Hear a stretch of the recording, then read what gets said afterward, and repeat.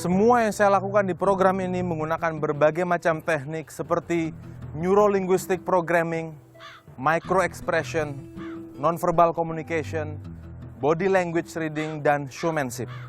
Tanpa adanya unsur supernatural ataupun mistis.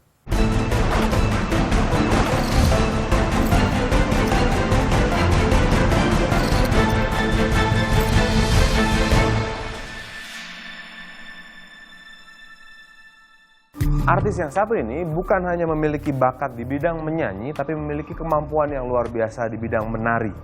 Karena menyanyi dan menari merupakan salah satu ciri khasnya di saat tampil di atas panggung. Dan saat lagi Anda akan menyaksikan saya bermain-main dengan eksperimen gerakan bersama Indah Dewi Pertiwi.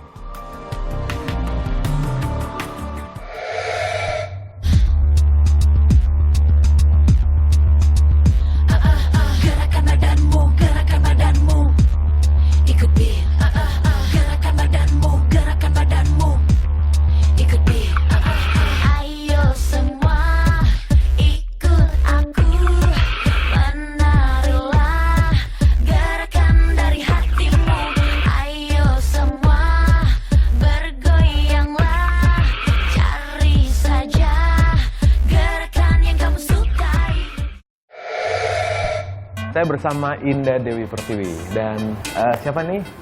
Saul dan Su dan ini Carlos dan Lino. Total berapa banyak biasanya dancer? Aku punya dancer inti 4. Kalau untuk menjaga kekompakan dengan dancer intinya, gimana caranya?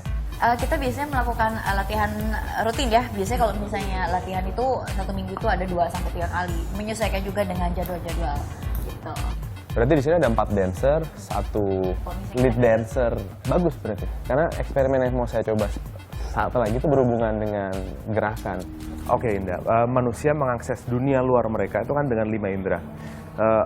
Indera visual, penglihatan, ya kan. Yang kedua audio, pendengaran. Yang ketiga kinestetik. Yang keempat gustatory itu pengecap. Kalau olfaktori pencium. Kita nggak membahas yang lainnya, membahas yang kinestetik gerakan. Ya. Kan ini dunia gerak. Betul. Jadi gerakannya kan nggak salah-salah, ada namanya koreografi. Harus diingat, dihafalkan, sampai akhirnya menjadi second nature, begitu kan. Intinya gini, kalau kita misalnya takut, bahasa tubuh kita akan menunjukkan rasa takut. Kaget atau saat kita bosan dengan sesuatu juga akan terlihat kan. Itu masuk yang namanya non-verbal communication. Komunikasi yang masuk ke dalam subconscious mind atau alam bawah sadar pikiran manusia. Saya akan coba itu. Oke, Indah dulu. Indah fokus ya. Tiba-tiba aku suruh tutup mata aku, terus di mana aku di situ fokus. Fokuskan tangannya ke pahanya. Nah, saat lagi saya akan membuat gerakan dan Indah akan merasakan gerakannya. Indah tidak tahu bagaimana Indah tahu dan perlu dilihat di sini matanya tertutup. Saya akan ciptakan hubungan alam bawah sadar antara saya dengan Indah. Fokuskan.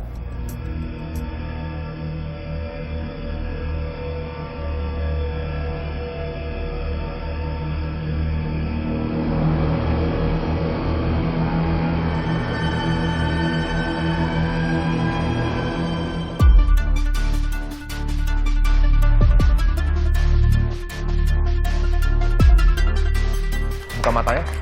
Oke, tadi lihat. Itu kan aku mataku kan ketutup. Ternyata pas banget bersamaan dengan Mas Romi. Jadi itu kita lihat luar biasa keren banget. Kok bisa ya? Itu yang buat kaget kita gitu. Ini kok gimana kok bisa gitu. Sedangkan dia sendiri tutup mata dan dia nggak tahu kapan tangannya naik. Nah sekarang kita coba. Soul yang melakukannya. Indah yang mengontrol Soul. Gimana? Aku pengen tahu gimana sih rasanya gitu, apa bener apa enggak gitu. Nah ternyata Mas Romi kasih kesempatan ke aku. Oke, tangannya taruh di pahanya. Tutup matanya. Oke, fokus ya. Oke, Indah berdiri. Indah tunjuk. Oke, tunjuk seperti ini. Kapanpun Indah fokus, nanti buat gerakan seperti ini. Oke. Soal di belakang ada Indah. Indah akan membuat gerakan mengangkat ke atas. Nanti akan merasakan ada sensasi atau emosi atau dorongan untuk ke atas. Ikuti saja, jangan dilawan ya. Fokus.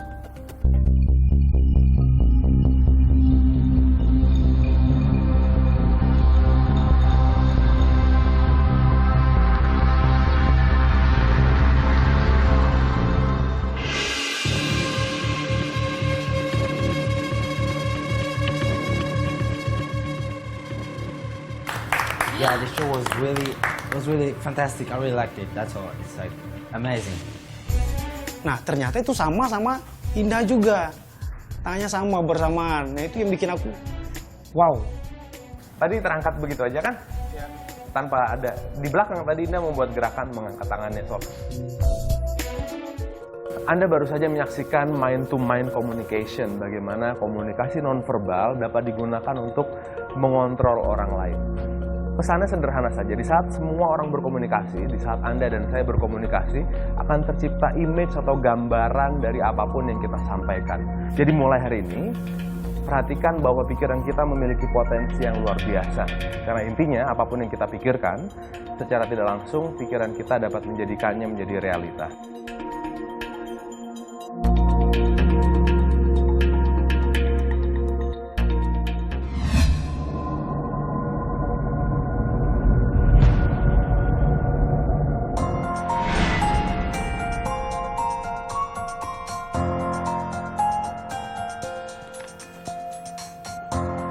Pria yang akan menjadi bintang tamu saya kali ini merupakan salah satu penulis yang terkenal dengan buku-bukunya yang berhasil mengangkat sisi lain kehidupan masyarakat Jakarta. Ia menulis buku-bukunya dengan investigasi secara mendalam demi menghasilkan sebuah tulisan yang sesuai fakta. Pria kelahiran Tuban, Jawa Timur ini dikenal dengan nama Muammar MK. Profesinya sebagai penulis buku dengan tema-tema seksualitas memang cukup kontroversial. Salah satu buku karangannya yang paling populer berjudul Jakarta Undercover, yang menceritakan tentang sisi gelap kehidupan seks liar yang ada di kota Jakarta. Dan buku ini pun telah mengalami cetak ulang sebanyak 35 kali. Kemudian, buku tersebut diangkat ke dalam cerita film layar lebar berjudul Jakarta Undercover. Eksistensi MK pun tidak hanya sampai di situ.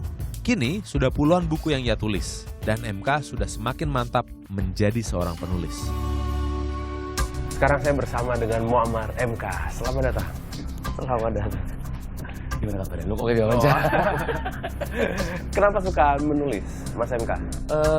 Apa ya? Perjalanan sebenarnya sih, lebih ke perjalanan karena emang dari dulu juga tidak pernah bercita-cita jadi penulis. Tidak pernah bercita. Oh Iya, gitu. Karena pasti kan setiap orang itu kan ada paling tidak mengalami 3 titik balik lah gitu. Masa dia kecil, terus menuju dewasa, sampai dewasa terus mau menjadi apa. Ini masih kecil berarti? Waktu. Nah sekarang udah om-om sih. Udah. Yang paling sulit itu buku yang mana yang ditulis? Dan kesulitannya seperti apa? Pasti yang pertama Jakarta Undercover lah. Berapa lama?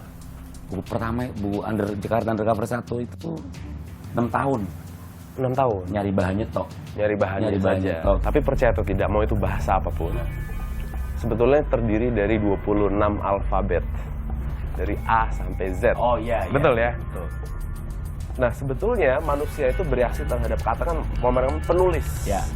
Berusaha menciptakan gambar dan imajinasi di pembacanya. Lewat Karena teks. pembaca bukan komik kan, Ya, ditulis lewat teks, jadi lewat tulisan. Nah sekarang fokuskan sesuatu yang tidak ada di buku. Oke. Contohnya, dalam perjalanan kehidupan, Muammar MK kan pasti menemui banyak wanita. Tapi sekarang fokuskan pada yang paling berkesan, yang pertama mungkin. Ya, yang pertama.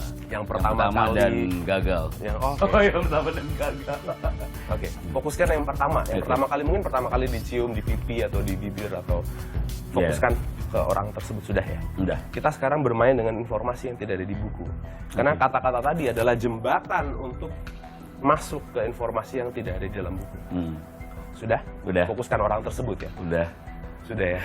Aduh, kebuka ada romans gue. Fokuskan ke orang tersebut. Oke. Mas MK pernah masuk ke rumahnya orang ini, betul ya? Perhatikan living room atau surrounding dari orang ini. Dan bukan murni orang Indonesia. Iya. Betul ya? Iya. Oke, rambutnya nggak terlalu panjang. Iya. Betul ya? Iya. Ya, seperti Mas MK sekarang tadi agak panjang Iya, sedikit. sebahu. Iya. Oke. Orangnya tidak menggunakan kacamata. Tentu. Enggak. Betul ya? Dan sedikit lebih muda daripada Mas MK. Iya. Betul ya? Oke. Betul ya? Iya. Oke. Ada fokuskan pertama kali di mencium orang ini di mana ya? Fokuskannya. Iya. Sudah? Udah. Sudah ya. Saya singkirkan kartu nama saya dan alat tulisnya. Di zona Jakarta, Jakarta Selatan, betul ya? Iya. Ya, karena Mas MK melihat ke arah sana. Fokuskan lagi mencium wanita ini di mana? Di seputaran bengkel berarti, betul ya?